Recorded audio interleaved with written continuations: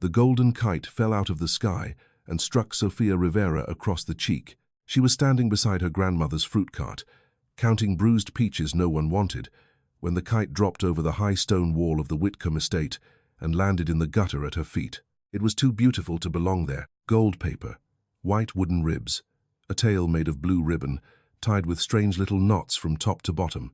Sofia looked up. Beyond the wall, the Whitcomb mansion rose above the orange trees like another world. Clean windows, iron gates, cameras watching every corner. Everyone inside that house lived in a world Sofia had only seen from the street. But the kite was torn, and someone had written one sentence along the wooden spine. "Please don't give it to my aunt." Sofia should have left it there. Girls like her did not walk up to millionaire gates holding golden things. They did not knock on houses with guards. They did not chase secrets hidden behind high walls. But when Sofia bent to pick up the kite, a small voice came through a crack in the stone. "Hide it." Sofia's fingers tightened around the broken frame. The voice was young, scared, real. She stepped closer. A pale hand appeared between the vines, trembling around a loose brick. "My name is Ivy," the girl whispered. "They told everyone I'm in Switzerland." Sofia stared at the crack, then at the mansion, then at the guards by the front gate.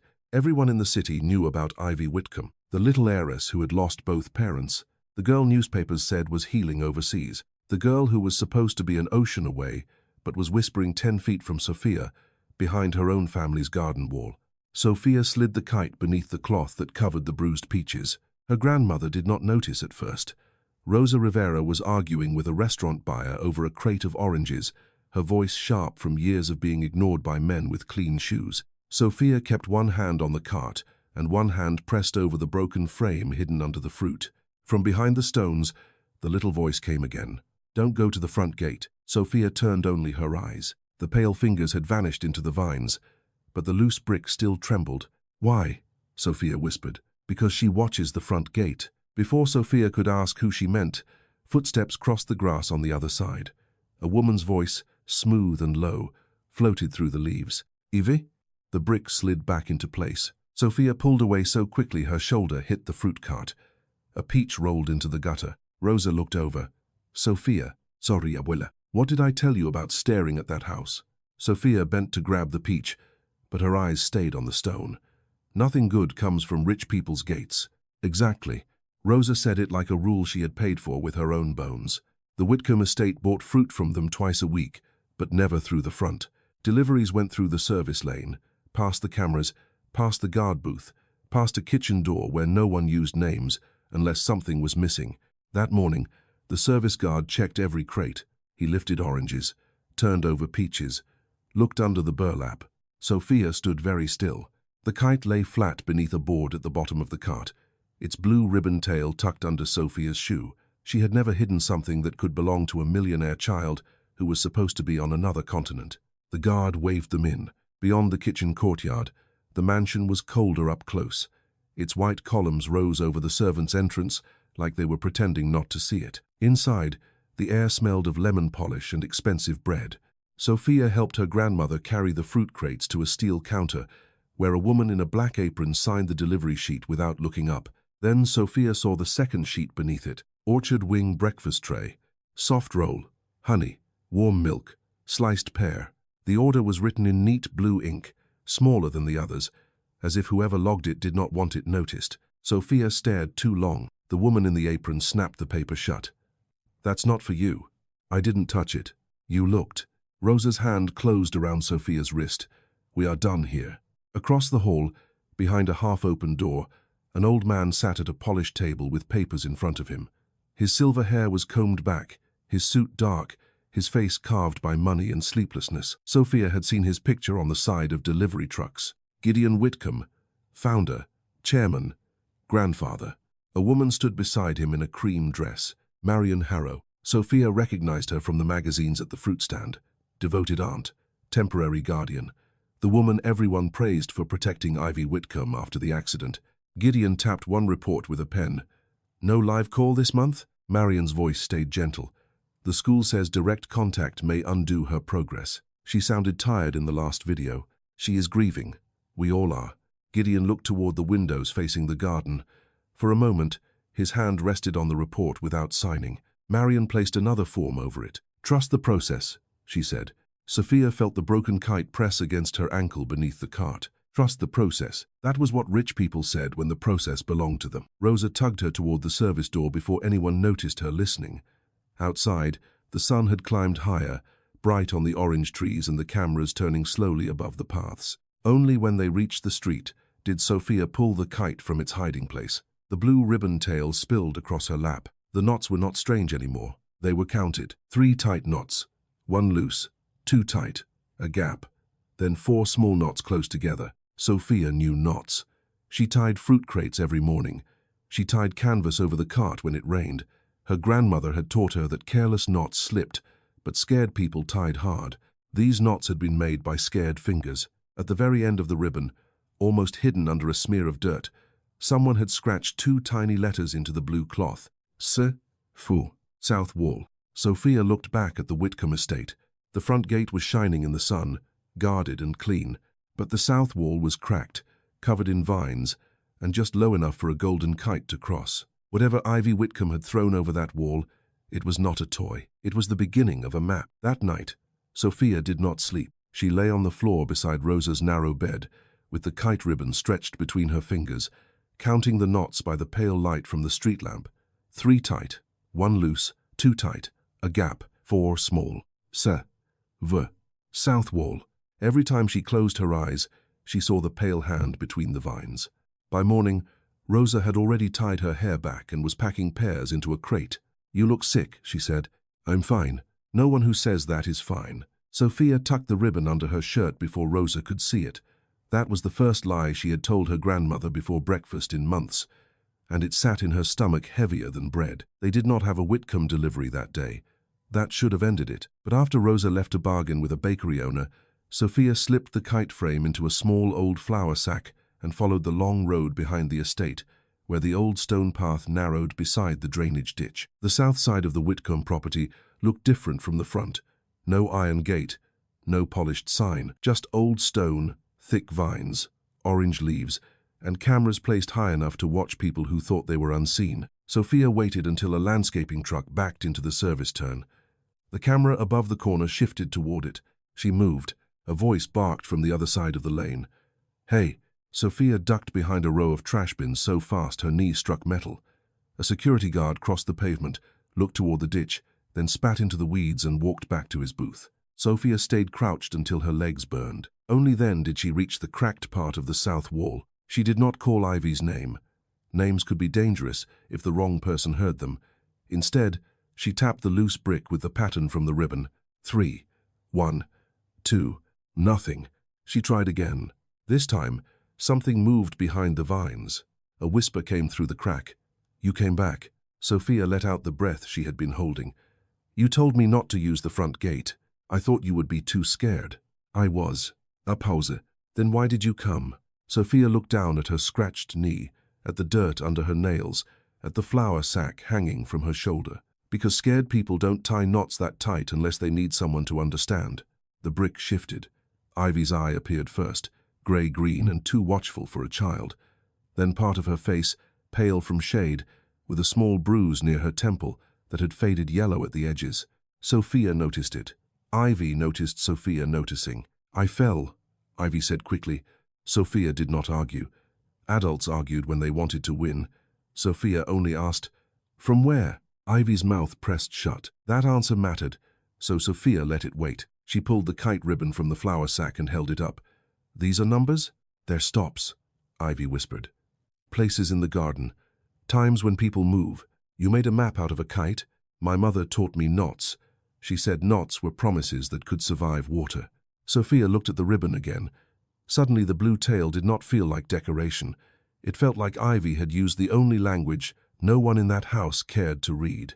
"Why does everyone think you're in Switzerland?" Sophia asked. Ivy looked over her shoulder. From somewhere deeper in the garden came the faint sound of pruning shears. "My aunt says it is safer if people don't see me." "Safer from what?" Question. That was not an answer, but it was the kind of almost answer Sophia understood. Adults used almost answers when the truth would cost them something. "My grandfather thinks I'm there," Ivy added. Her voice changed when she said grandfather. It became smaller. "He watches videos." Aunt Marion says he can't visit because it makes me worse. Does it? No. The word came fast. Too fast to be anything but true. Sophia remembered the sheet in the kitchen. Do they bring your breakfast to the orchard wing? Ivy's fingers tightened around the edge of the brick. They call it that now. What was it before? My mother's painting room. Why change the name? Ivy looked down. Aunt Marion says old names make people ask old questions. Sophia did not know much about lawyers or trust funds or rich family papers, but she knew when someone was trying to make a thing disappear by calling it something else. At the market, rotten fruit became discount fruit. Debt became delay. A child behind a wall became a girl overseas. Sophia reached into her pocket and took out the least bruised peach. It was warm from the sun and soft on one side. She pushed it through the crack. Ivy stared at it. You don't have peaches in Switzerland? Sophia asked. Ivy almost smiled. She took the peach with both hands and bit carefully around the bruise, the way poor children learned, and rich children usually did not have to. Juice ran down her wrist. She wiped it quickly on her sleeve. Embarrassed, Sophia pretended not to see. What happens if you shout? She asked. I did once. And? They said I was confused. Then Mr. Matteo lost his job. The gardener? Ivy nodded. He left a ladder near the orange trees. I think he knew. Sophia looked up at the wall. It was high, but not impossible with a ladder.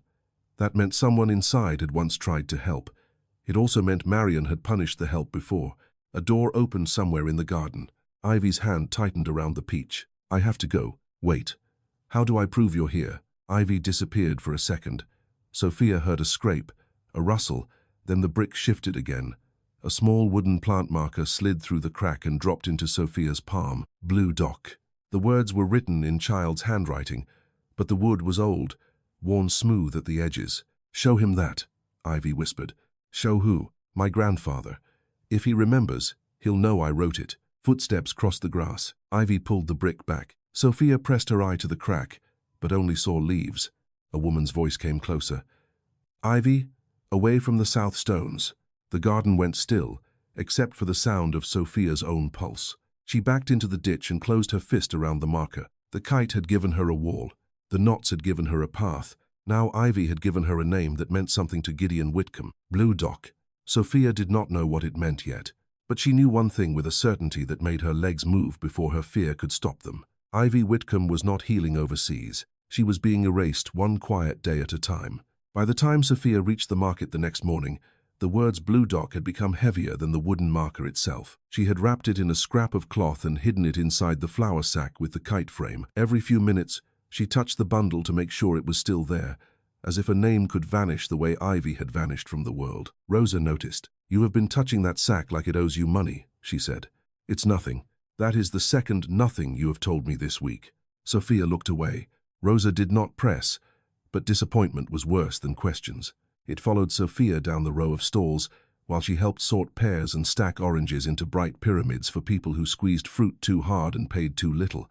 By 10, Sophia had dropped 2 pears, tied one crate badly, and forgotten to collect 30 cents from a man who always pretended he had paid. Rosa took the twine from her hand. Whatever you are hiding, she said quietly, ask yourself if it is bigger than our rent. Sophia almost told her then. She almost said there was a girl behind the Whitcomb stones, a girl with a bruise and a voice like a match nearly blown out, but Rosa had spent years keeping them small enough to survive. Sophia could not hand her a millionaire family's secret and call it help, so she said nothing again. Near noon, a delivery man dropped off a bundle of old newspapers for wrapping. Sophia was pulling out the clean pages when a photograph caught her eye. Gideon Whitcomb stood on a lakeside dock beside a little girl with wet hair and bare feet. The dock beneath them was painted a bright, impossible blue. The caption read, Whitcomb granddaughter Ive helps restore family summer pier.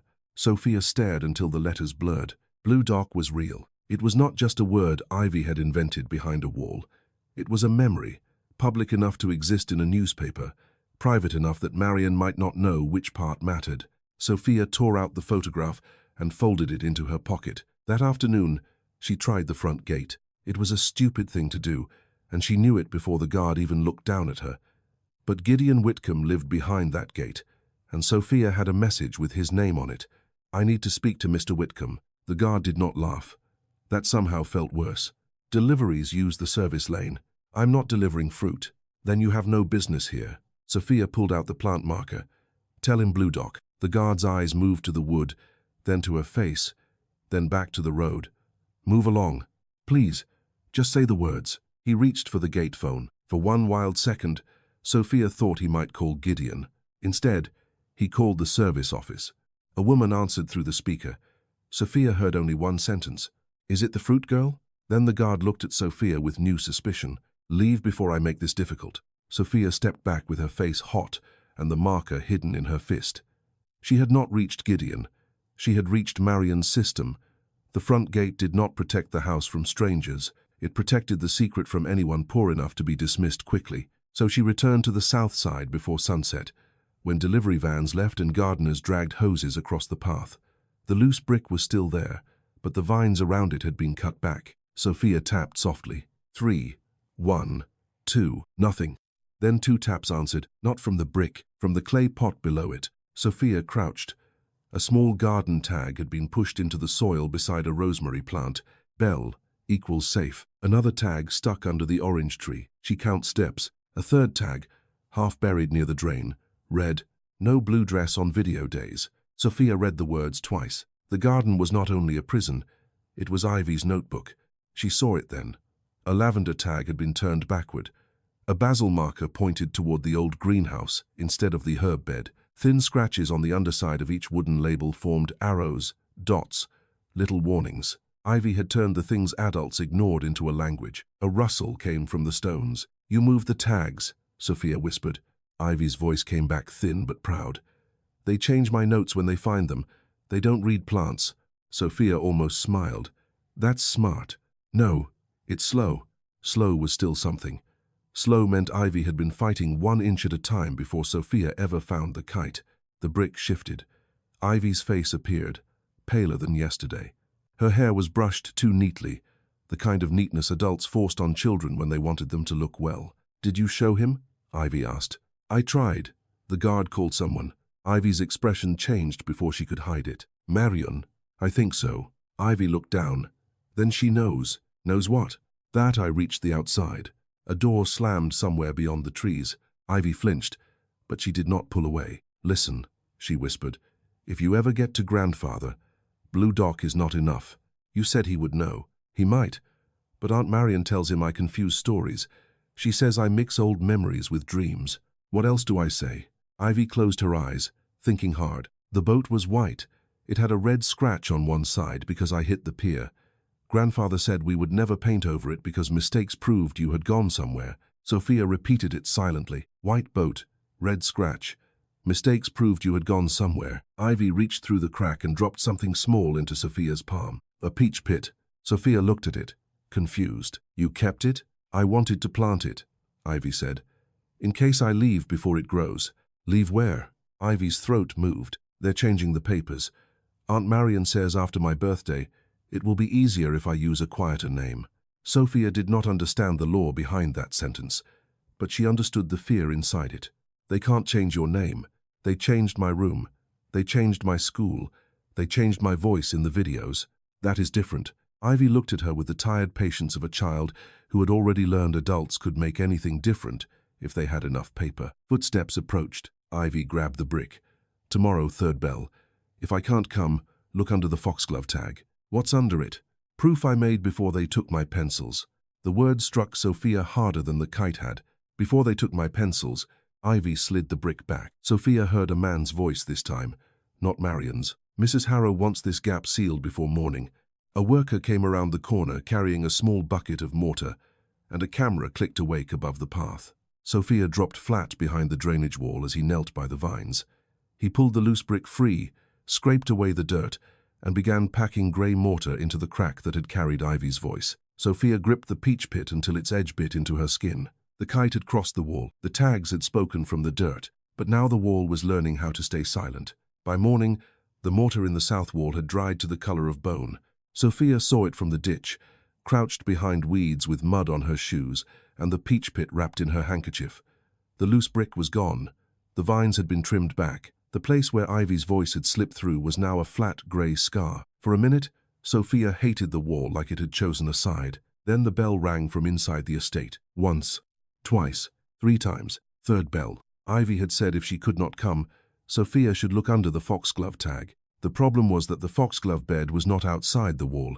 It grew inside the garden, a strip of purple flowers near the old greenhouse, far enough from the street that Sophia could barely see it through the leaves. She tried the obvious ways first, because fear made people hope for easy doors. The service lane had a guard. The delivery entrance had a camera. The gardener's gate had a chain looped twice through the bars. Sophia had no uniform, no pass, and no adult willing to say she belonged there. So she walked the drainage ditch twice before she found the narrow iron grate where rainwater passed under the estate stones. It was too small for a grown person.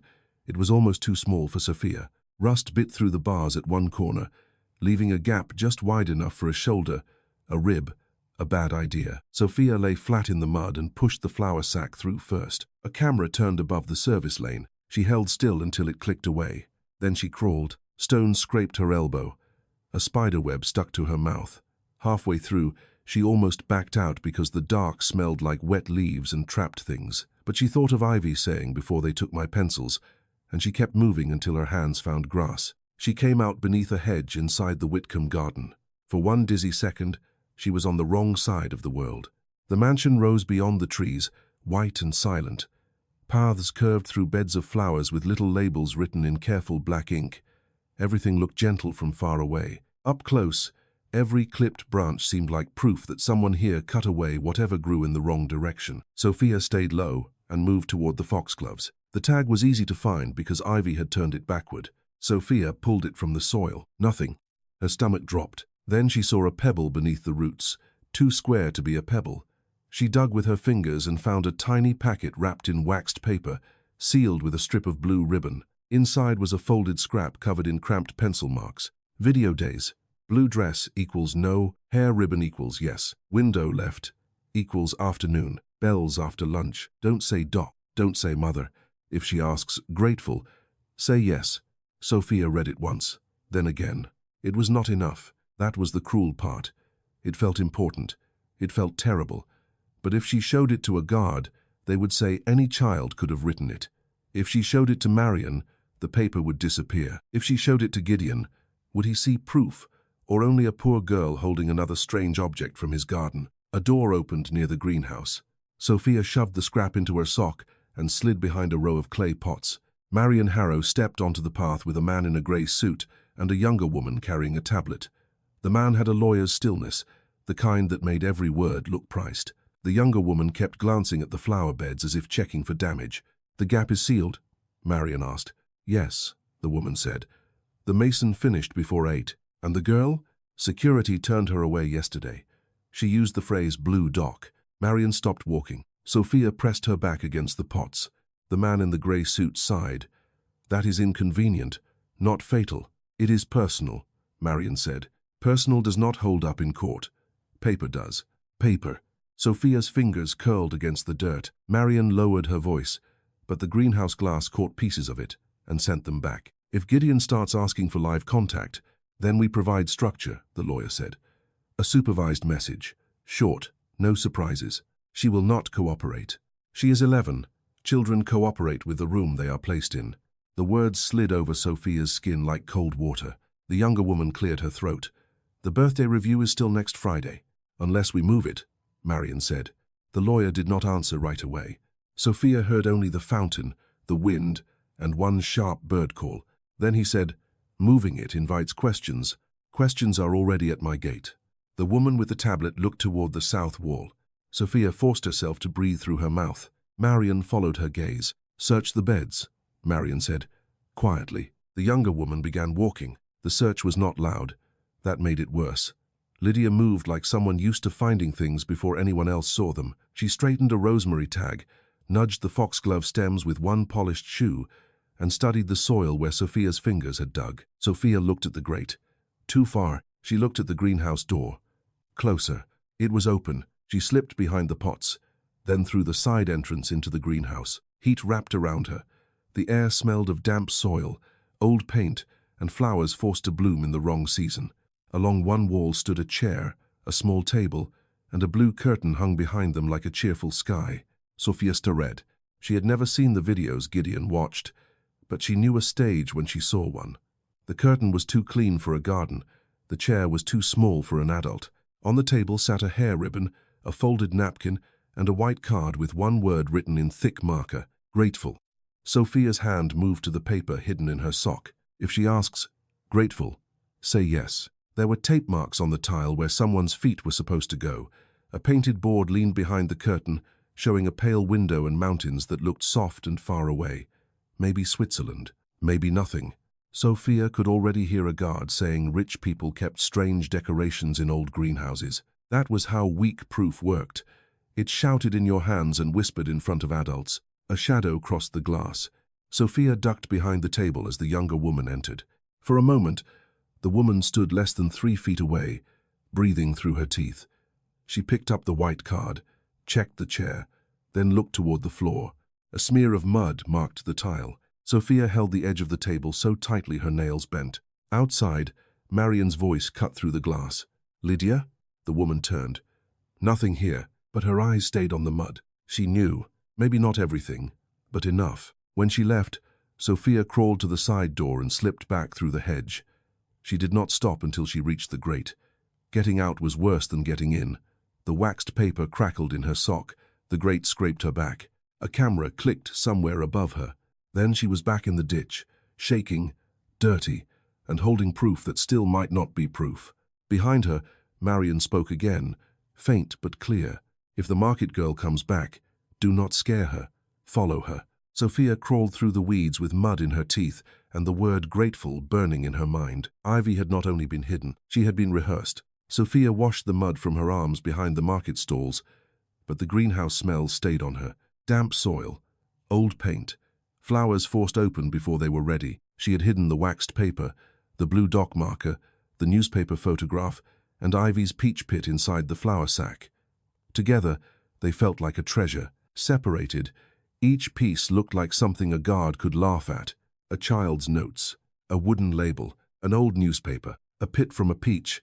Sophia spread them on an overturned crate, while Rosa argued with a butcher about space beside the alley.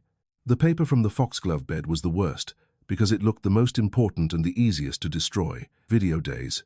Don't say doc. If she asks, grateful, say yes. Sophia touched the word grateful with one dirty fingertip. Ivy had been taught how to look thankful for being hidden. That thought made Sophia stand up so fast the crate rocked. She could not go back to the front gate. She could not crawl through the grate again with Marian watching for her, and Gideon Whitcomb would never hear anything if every message went through the same people keeping Ivy out of reach. So Sophia went looking for the one name Ivy had given her that did not belong to the house anymore. Mr. Matteo, the old gardener, had worked at Whitcomb for 16 years before, according to Ivy. A ladder near the orange trees cost him his job. In the market, people knew where fired workers went. They went to cheaper jobs, quieter streets, places that paid in cash and asked fewer questions. It took Sophia half the afternoon to find him at a plant nursery behind the bus depot, unloading bags of soil from a truck. Matteo Delgado was thin, sun-browned, and older than Sophia expected. He wore gloves with holes in 2 fingers and moved like his back, argued with him every time he bent down. When Sophia said Ivy's name, he dropped a bag of soil onto the pavement. Then he looked around. Do not say that name here. I need help. No, you need to go home. She told me you left a ladder. Matteo's face changed in a way that made him look both guilty and angry. Children see ladders everywhere. She said they called her confused. That family pays lawyers to make words mean what they want. Sophia pulled the blue dock marker from her sack. Matteo stared at it longer than he meant to. She gave you that? Sophia nodded. He took off one glove and rubbed his forehead with the heel of his hand. I signed papers when I left. I cannot talk about the family, the property, the child, or the accident. I'm 12. I'm not caught. That makes you easier to hurt. Sophia wanted to say she was not afraid, but she was afraid, and lying about it would waste time. They are making videos in the greenhouse, she said. I saw the card. It said grateful. Matteo closed his eyes. For a moment, the nursery sounds went on around them. A truck engine coughed. Water ran through a hose. Somewhere, a radio played a song too cheerful for the conversation. I never saw videos, he said. Sophia's hope fell. Then he added, but I saw a blue curtain go into the greenhouse after Mrs. Harrow said the Swiss school needed consistency. What does that mean? It means rich people can make a room look like anything if the camera is close enough. He bent to lift another soil bag, but his hands were shaking. Will you tell Gideon? Matteo laughed once, without humor. Mr. Whitcomb stopped walking the south garden after the funeral. Everything he knows comes through Mrs. Harrow, the lawyer, or a screen. Then tell someone else. I tried asking why the orchard wing needed child meals if the child was overseas. The next day, I was told my work was no longer satisfactory. Sophia remembered Rosa's words. Ask yourself if it is bigger than our rent. For Matteo, it had been bigger than a job, and the job had lost. He looked at the street, then at the nursery office, then back at Sophia. You did not hear this from me. He reached behind a stack of cracked pots and pulled out a folded paper so old the creases had turned white. It is not proof, he said. Understand that. It is a maintenance map from before they renamed the rooms. Sophia unfolded it. The old greenhouse was marked in pencil. Beside it, in smaller writing, were the words, Eleanor's studio. Not orchard wing. Eleanor, Ivy's mother. Why did you keep this? Matteo's jaw tightened. Because I am a coward, not a fool. Sophia folded the map carefully and put it with the others. Do not come back here, Matteo said. If they are watching you, they will watch anyone you ask about her. They already are. He did not look surprised. On the way back, Sophia stopped at the public library and used one of the free computers for 12 minutes, the amount a librarian allowed when people were waiting. She searched the name printed on Gideon's papers from the kitchen memory. Edelweiss Recovery School. A website appeared with white buildings, snow, smiling children seen from far away. There was no student list, no direct phone number, only a contact form and photographs that looked too clean to belong to any real place. Sophia had known. The librarian saw her squinting at the screen. Private schools do not give information to children, sweetheart. Sophia thanked her, but the words stayed sharp. Even the internet had a front gate. When Sophia returned to the market, a black sedan was parked across the street. It did not belong there. Market cars had dents, dust, missing hubcaps, sun-faded paint. This one was polished so clean the fruit stalls reflected in its door. Rosa saw it too. She stood behind the cart with a paper in her hand, reading the same line again and again. What is that? Sophia asked. Rosa did not answer at first. Then she held it out. Whitcomb Estate Purchasing Office. Effective immediately. All standing produce orders are suspended pending quality review. Quality review. Sophia knew those words were paper clothes for punishment. Rosa's mouth was tight. Did you take something from that house? No. The flour sack pressed against Sophia's leg. Rosa looked at it. Sophia, I didn't steal. That is not what I asked. Sophia had never hated rich people more than in that moment, not because they had money, but because their anger arrived wearing letterhead. She wanted to tell Rosa everything. The girl, the wall, the videos, the greenhouse. The way Ivy had said quiet a name like a child, learning to disappear politely. But the black sedan remained across the street. A man inside lifted a phone to his ear. Sophia lowered her voice. If I tell you, you'll make me stop. Rosa's face softened and hardened at the same time. If you do not tell me, I may not be able to protect you. Before Sophia could answer, a delivery boy from the post office pushed through the crowd. Sofia Rivera. He handed her a small envelope. No stamp, no return address, only her name, written in careful black ink. Rosa grabbed her wrist before she could open it.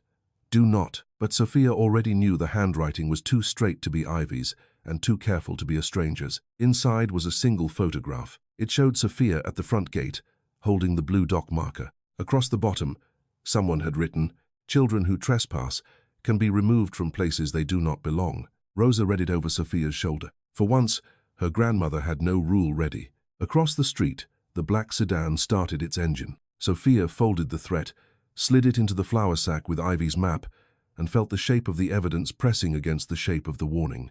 She had more truth than yesterday, but Marion had more power. Rosa made Sophia tell the truth in the alley behind the market, between empty crates and a leaking pipe. Not all of it came out neatly. Sophia started with the kite, then the voice, then Ivy's hand through the stones. She showed the blue dock marker, the newspaper photograph, the foxglove note, Matteo's old maintenance map, and the threat that had arrived without a stamp. Rosa listened without interrupting. That frightened Sophia more than shouting would have. When Sophia finished, Rosa held the photograph of Sophia at the front gate for a long time. Her thumb moved over the warning written at the bottom. Children who trespass can be removed from places they do not belong. They sent this to a child, Rosa said.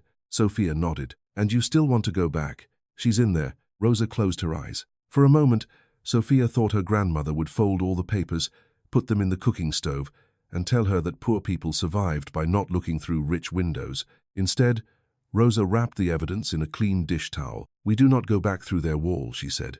We go where cameras are not theirs. The chance came the next morning at the Whitcomb Community Pantry, a polished brick building where Gideon's company gave away food once a month, while photographers took pictures of generosity. Rosa knew the loading schedule because the market vendors sold extra produce there when the estate wanted charity to look fresh. Gideon Whitcomb was expected at 10. By 9:30, Sophia and Rosa stood behind a line of families waiting for rice, canned soup, and smiling volunteers in white shirts with the Whitcomb logo on the pocket. Sophia held the flour sack under her arm. Rosa held her hand hard enough to hurt. Speak only what matters, Rosa whispered. No anger, no begging. Facts. What if they take the papers? Then I bite someone. Sophia looked up. Rosa did not smile. At 10:07, a black car pulled to the curb. Gideon stepped out slowly, followed by two assistants and Marion Harrow. Sophia's heart sank. Marion saw her before Gideon did. The woman's face did not change, but one assistant leaned toward her, listening. Rosa moved first. She stepped out of line and lifted her voice just enough to reach the old man. Mr. Whitcomb. A security guard shifted. Gideon turned. My granddaughter has something that belongs to yours, Rosa said. That stopped him. Sophia stepped forward before fear could make her feet useless. She held up the blue dock marker. Gideon looked at the words. The air around him seemed to tighten. Where did you get that? He asked. From Ivy. Marion was already moving. Mr. Whitcomb, this is the child from the gate. Sophia spoke faster. The boat was white. It had a red scratch on one side because Ivy hit the pier. You said mistakes proved you had gone somewhere. Gideon's hand, half raised to take the marker, did not move for several seconds. The detail reached him. Sophia saw it. So did Marion. Then Marion placed herself between them with the ease of someone used to entering rooms at exactly the right moment. That story appeared in an old family article, she said. No, Sophia said. The dock was in the article, not the boat. Gideon looked at Marion. Her voice sharpened beneath the silk. This girl has been trespassing on private property. Security photographed her at the front gate. Staff found disturbed soil in the south garden and mud in the greenhouse. She has clearly stolen estate materials and built a fantasy around them. Rosa stepped closer to Sophia. Careful. Marion looked at her as if noticing a stain. Mrs. Rivera, your produce order was suspended for quality concerns, not retaliation. I would hate for this situation to become a matter of harassment. Sophia pulled the towel from the sack. I have the note from the foxglove bed. I have the map from before Orchard Wing had that name. Marion did not reach for them. She did something worse. She let Sophia hold them out in front of everyone. Families in the pantry line turned to look. Volunteers stopped stacking cans.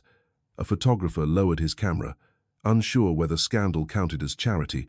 Marion's lawyer, the same grey-suited man from the garden, stepped from behind Gideon.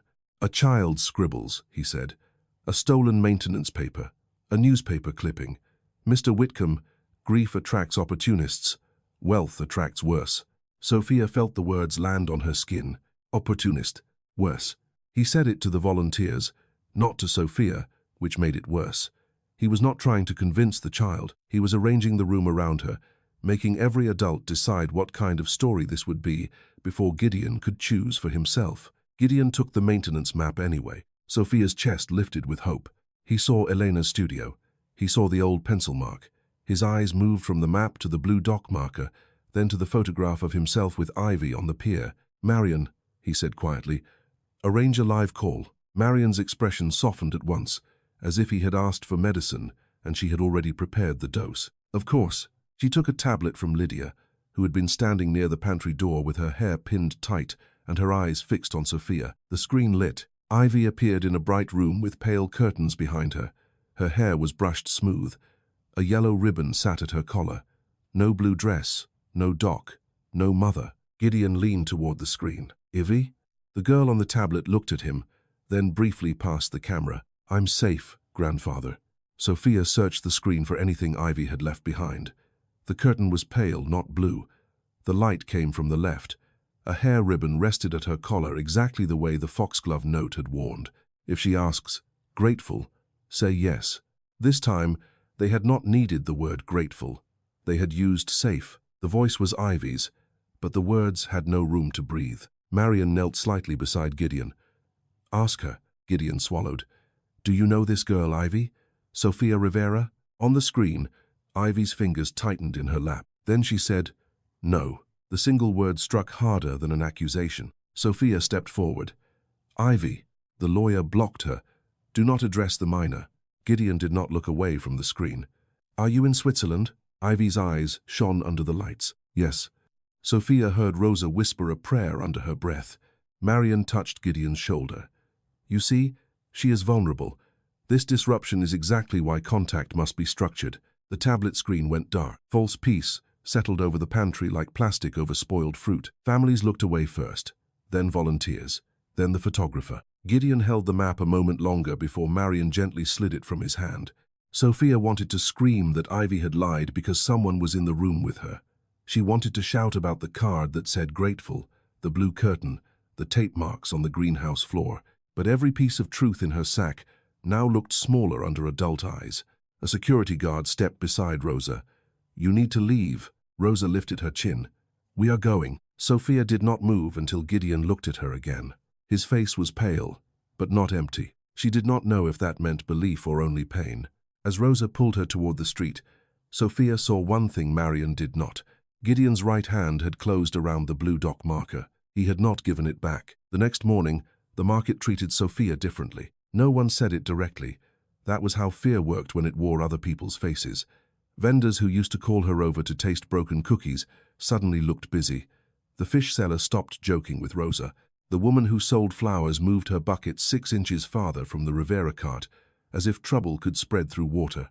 By 8, Rosa had lost 3 customers who promised to come back later and did not. By 9, the market manager arrived with a folded letter. He would not meet Rosa's eyes.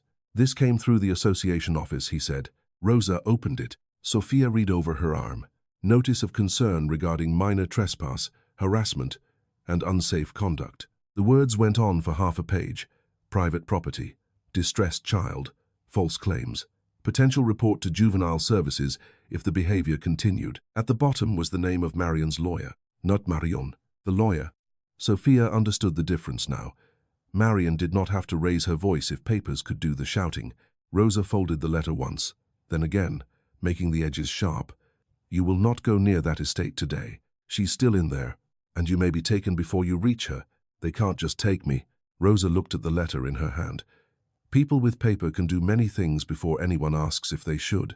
Sophia had no answer for that. Across town, Gideon Whitcomb sat alone in his study with the blue dock marker on his desk. He had not returned it to Marion. He had not told her he kept it. The wood was small, ordinary, dirty along one edge. No lawyer would call it evidence. No board member would risk a reputation over it. But when Gideon ran his thumb over the carved letters, he saw Ivy at 5 years old, standing barefoot on the summer pier with a brush in her hand and blue paint on her knees. The boat had been white, the scratch had been red, and the newspaper photograph had not shown it. Gideon opened the lower drawer of his desk and removed an old leather album. His wife had labeled everything before she died, back when grief was still something that happened to other families. Summer house, June, Ivy and Elena, pier day. He turned the pages slowly. There it was, a white rowboat tied to the blue dock, one red scratch along the side where Ivy had crashed it into a piling and cried until Gideon promised not to fix it. "Mistakes prove you went somewhere," he had told her. He had forgotten saying it. Someone outside his family had not. Gideon closed the album and pressed the intercom. "Send Daniel in." His assistant entered 2 minutes later, carrying a tablet and the careful expression of a man who had learned to survive wealthy grief. "I need the original contact information for Edelweiss Recovery School," Gideon said. Daniel blinked. "Mrs. Harrow usually handles." "I know what Mrs. Harrow handles." The assistant's mouth closed.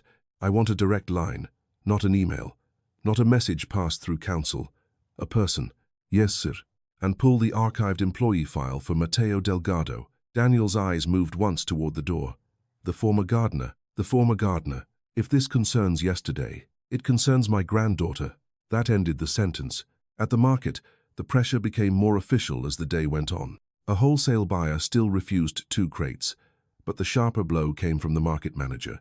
He asked Rosa to sign a conduct notice, promising that her family would not bring private disputes onto association property. The bottom line mentioned Whitcomb's sponsorship and vendor insurance. Rosa kept working. She did not cry. She did not complain. She only counted coins with slower fingers. That made Sophia feel worse. By afternoon, Rosa sent her to the public pump for water.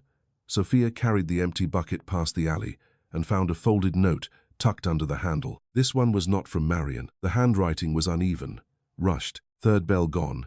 No foxglove. She moved me inside. If you see grandfather, ask about the red scratch again.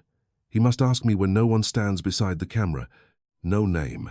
But at the bottom, instead of a signature, Ivy had drawn 3 knots and 1 small peach pit. Sophia looked toward the street. No black sedan, no polished shoes, only a boy on a bicycle, a woman with laundry, a stray dog sleeping in the shade. Somehow Ivy had gotten another message out. That meant she still had one path Marion had not found. Or it meant Marion had allowed the note to reach Sophia.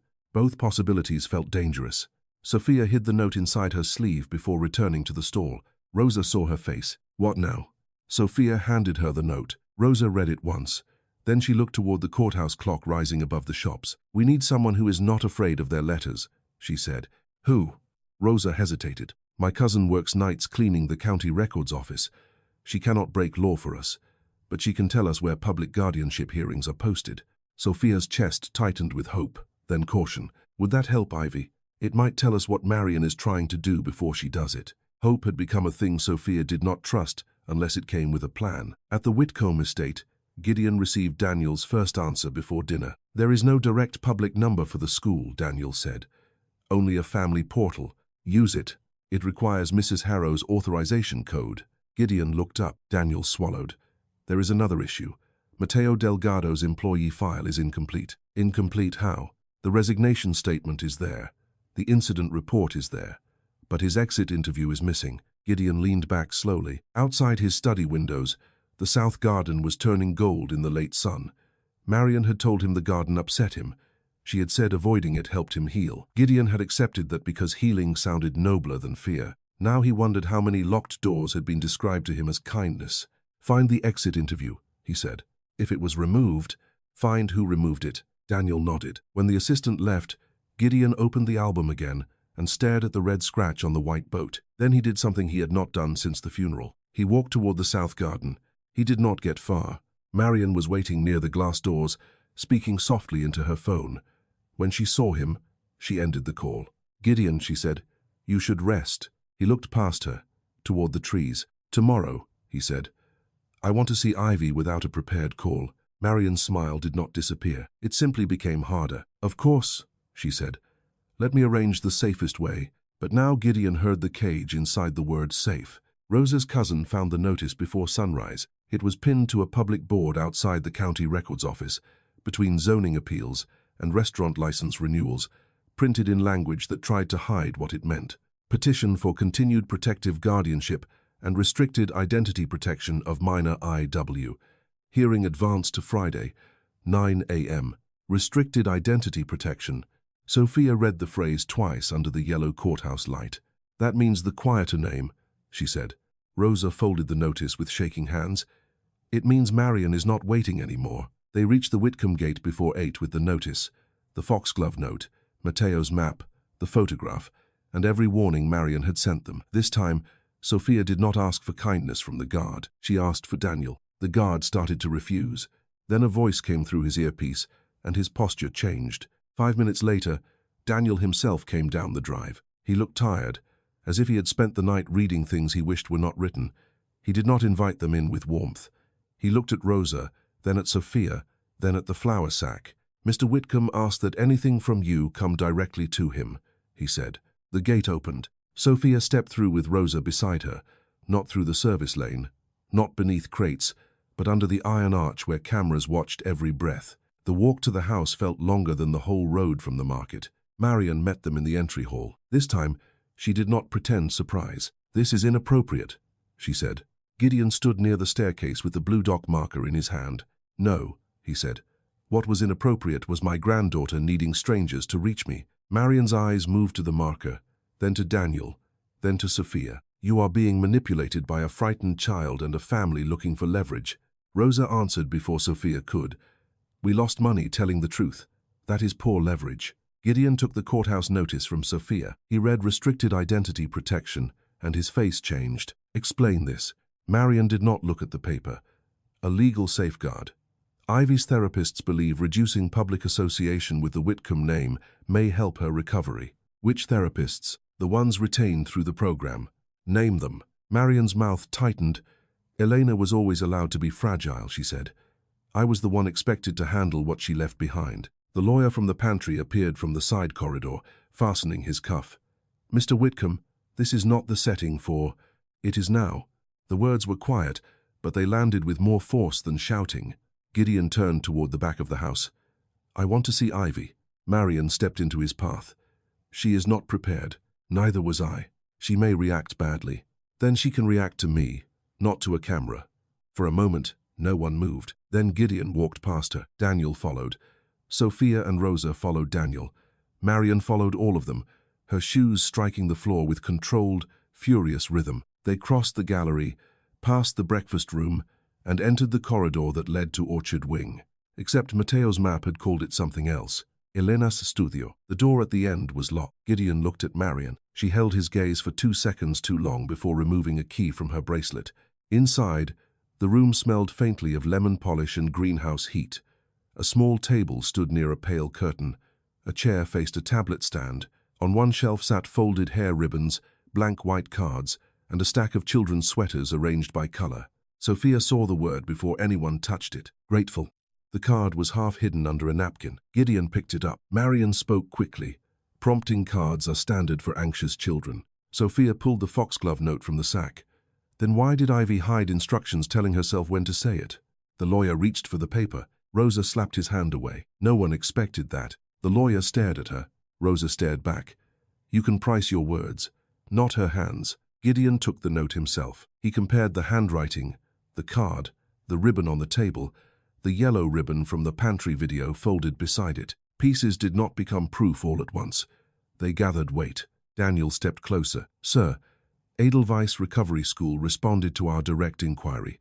They have no active enrollment under Ivy Whitcomb, IW, or any protected family alias connected to this estate." Marion's face went white around the mouth. The lawyer said, "That response is incomplete without authorization context." Gideon looked toward the locked inner door. "Ivy," he called. Marion's hand lifted. "Do not pressure her." Gideon's voice softened. "Ivy, it's grandfather. No camera, no script." A sound came from behind the door, a chair leg scraping, then a girl's voice, small and raw from not being used freely. "Are you alone?" Gideon looked at Marion, then at the lawyer, then back at the door. "No," he said, "but they are not between us anymore." The lock clicked from the inside. The door opened 6 inches. Ivy stood barefoot in the narrow gap, thinner than the girl in the videos, wearing a gray sweater with sleeves too long for her hands. Her eyes went first to Sophia, then to Rosa, then to Gideon. She looked ready to apologize for being found. Gideon took 1 step, then stopped himself, as if he had finally learned that love could frighten someone if it moved too fast. He held up the blue dock marker. "The boat," he said. His voice broke on the second word but did not fall apart.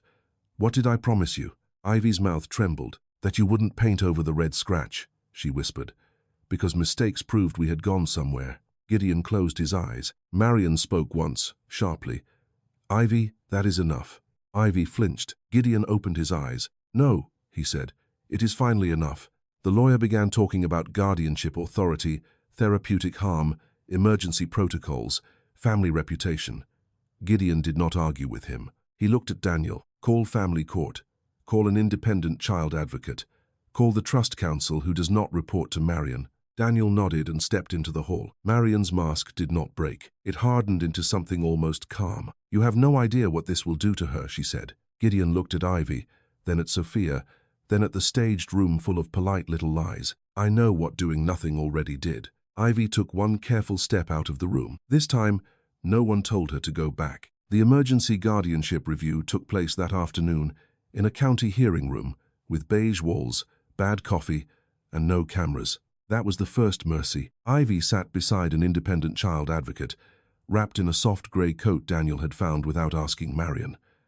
Gideon sat across from her, close enough to see her, far enough not to crowd her. Sophia and Rosa waited near the back until the advocate asked them to remain. Marion arrived with her lawyer and 3 folders thick with reports. For 20 minutes, the lawyer spoke about therapeutic structure, media risk, emotional fragility, and the dangers of outside interference. He made Sophia sound like a trespasser, Rosa like an opportunist, and Ivy like a child too broken to know her own truth. Then the advocate placed 3 things on the table. The Edelweiss response, the courthouse petition marked restricted identity protection, the photograph of the staged room in Elena's studio, taken that morning by Daniel after the confrontation.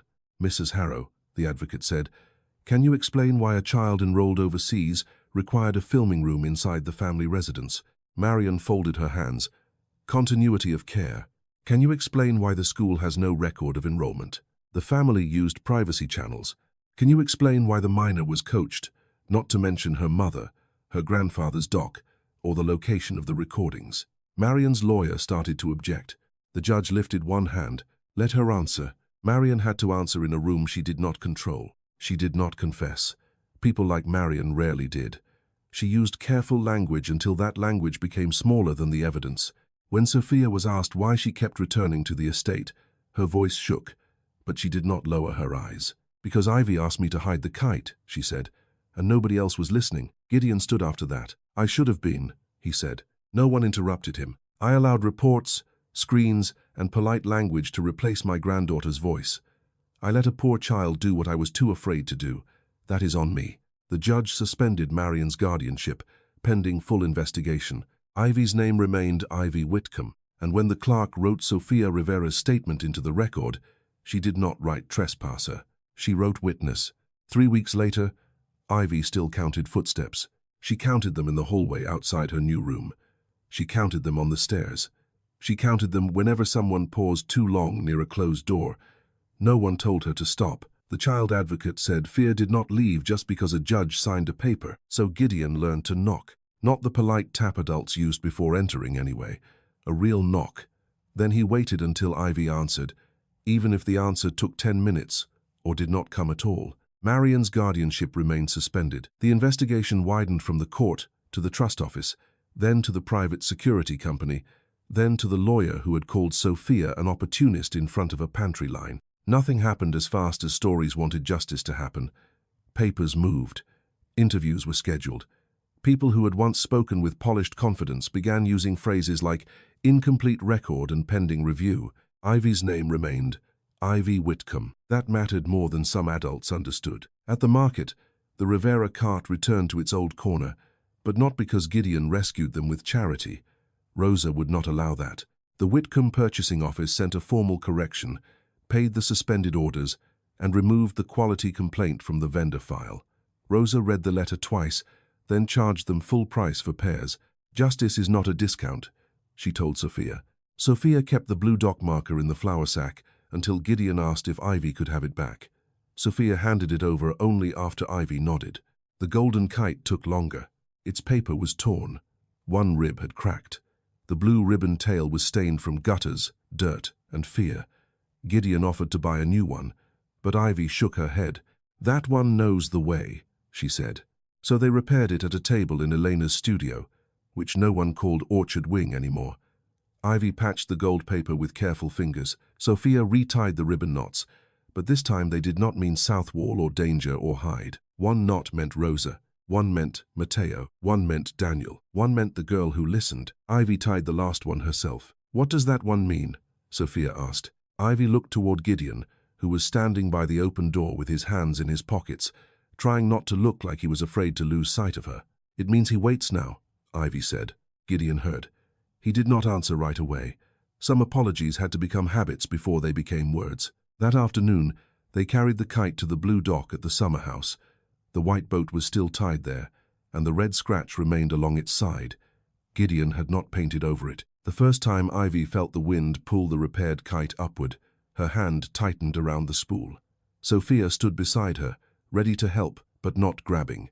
You can let it go higher, Sophia said. Ivy looked at the sky, then at the open water, then at the road leading back to a house that was no longer allowed to lock her away. "What if it falls?" she asked. "Then we fix it again." The kite rose, crooked at first, then steadier. It did not fly perfectly. Neither did Ivy, neither did Gideon, neither did Sophia, who still checked over her shoulder when black cars passed the market. But the kite climbed anyway, gold against the late afternoon sky, its blue tail moving like a message no one had to hide anymore.